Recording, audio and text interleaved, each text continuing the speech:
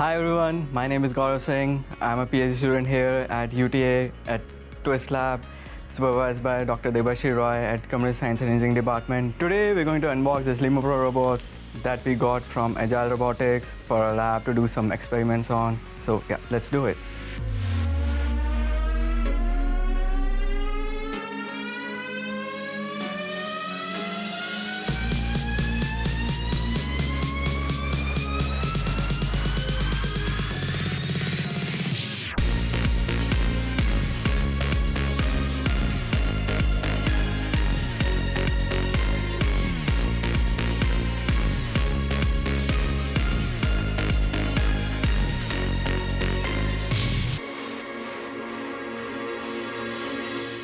So here's the LIMO Pro Robot. Wow, it looks so cool.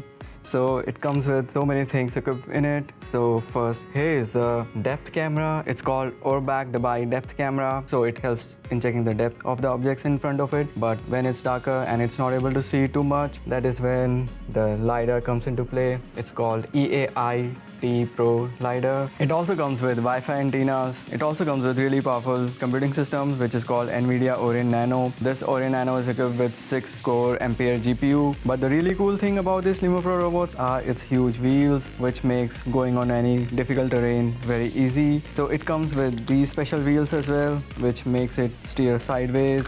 And it comes with these belts as well, which can be put on top of the wheels, and it helps on going on off-road very easy. So let me unwrap these really cool wheels.